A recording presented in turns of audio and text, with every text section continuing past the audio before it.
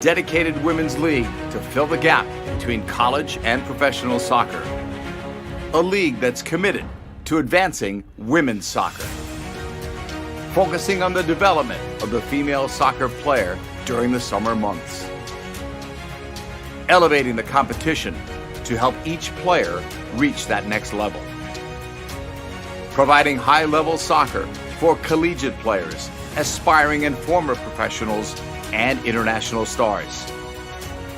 Operating with professional standards because players and fans deserve an exceptional experience. Uniting players that inspire and are inspired. We are passionately growing the women's game. The future is bright for United Women's Soccer. It's time. Be part of the movement.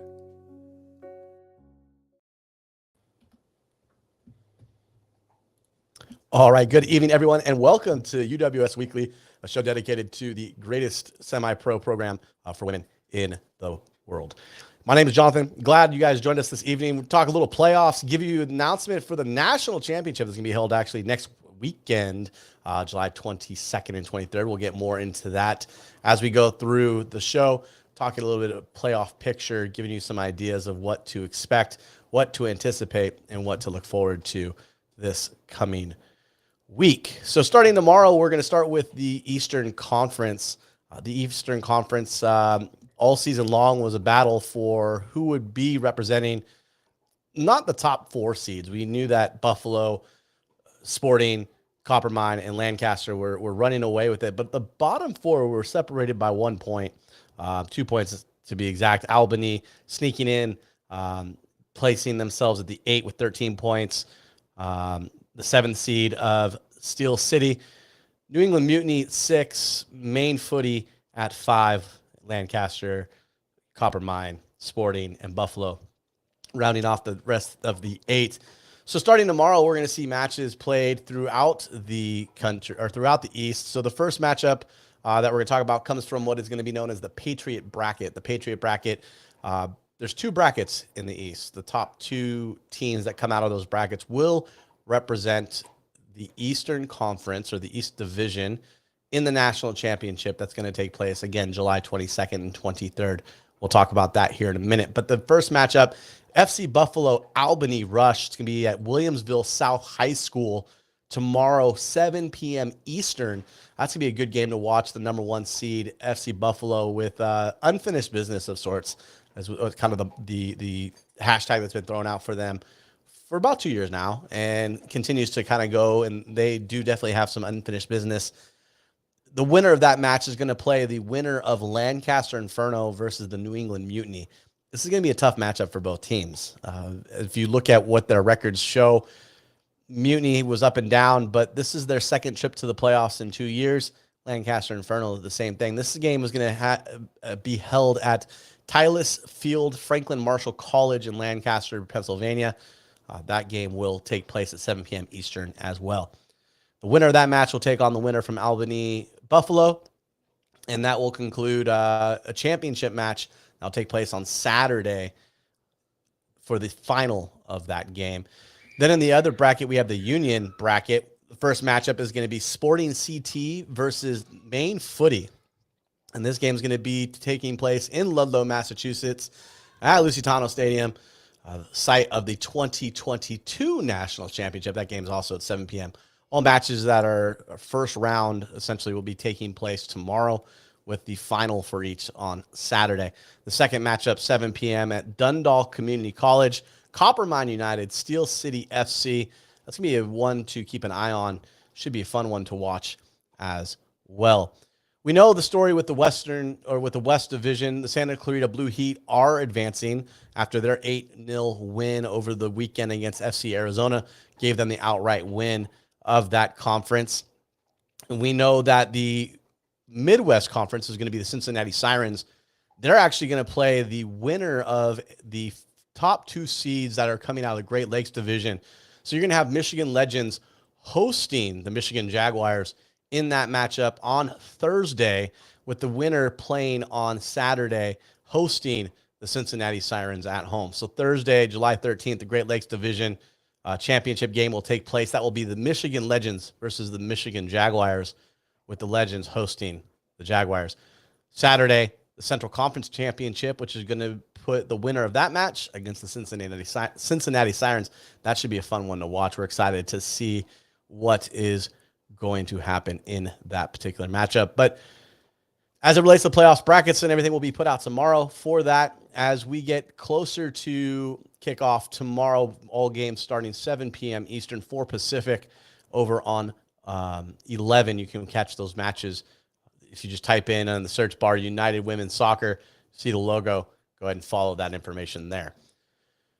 Brings us to our next piece of business for the evening. The U.S. National Championship game is going to head west for what looks to become a magical ending to a historic season in the UWS. And with that being said, we are announcing that the location of the 2023 UWS National Championship is going to be held at College of the Canyons, the home of Santa Clarita Blue Heat, in Santa Clarita, California, or in Valencia, California, July 22nd and 23rd, Saturday and Sunday. The matches that will be happening, semifinals on Saturday, 4 p.m., and then the other semifinal will take place at 7 p.m. Pacific time. Both are Pacific time. So semifinal number 1, 4 p.m., July 22nd. That will have the winner of the Buffalo bracket, so the Patriot bracket, versus the Central Conference champion. The 7 p.m. final will be Santa Clarita Blue Heat versus the winner of the Union bracket in the UWS Eastern Division. So keep an eye on that. All of this will be announced tomorrow, sent out. You'll get a full understanding of it, but just a little bit about it.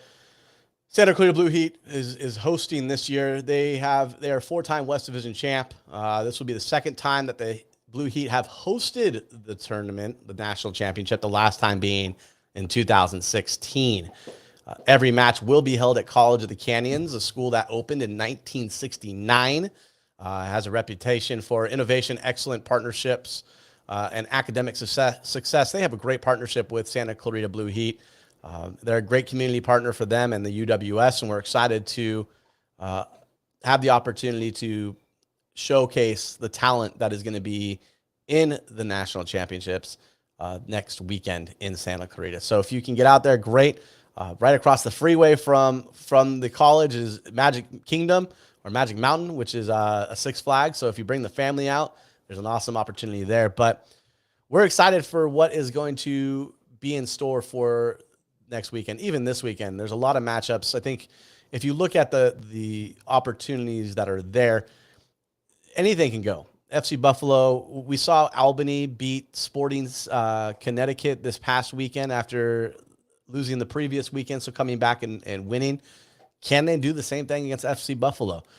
We had talked about maybe having a Cinderella-style story for Albany. Is it possible? Can the 8 seed, we talk about this in all sports, can the 8 seed create a bit of a disturbance in everything that's going around?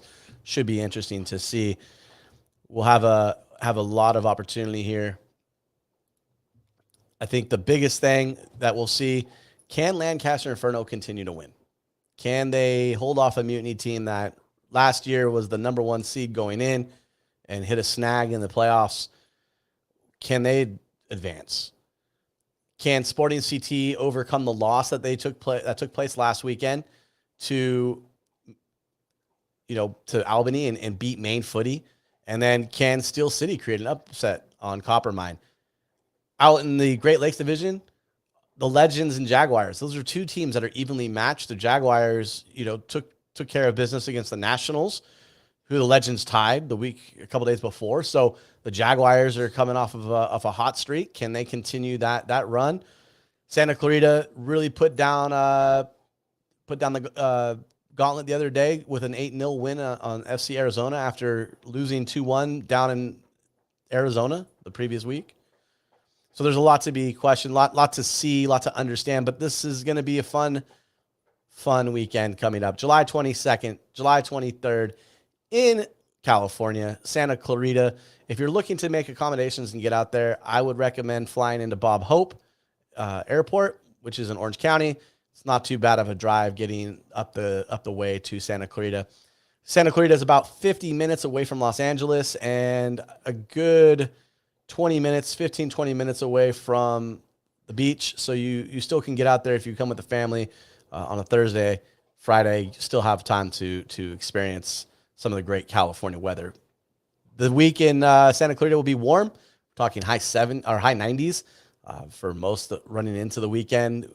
10-day forecasts are predicting cooler evenings but warmer days. So we'll have an outstanding weather week in Santa Clarita. So hey everybody, if you have questions and comments, again, we'll have a full published article for the UWS National Championship, July 22nd and 23rd. But the playoffs start tomorrow. Again, the East Division, the Patriot bracket and the Union bracket, both going at it tomorrow. Thursday, we've got the Great Lakes Championship game between the Legends and the Jaguars. And then Saturday, it all comes to a conclusion for everybody to have that opportunity to come out west for the National Championship of the UWS 2023 Summer of Soccer.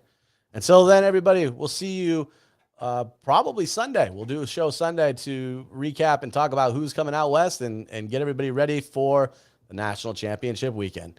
Talk to everybody soon. Have a great evening, everyone.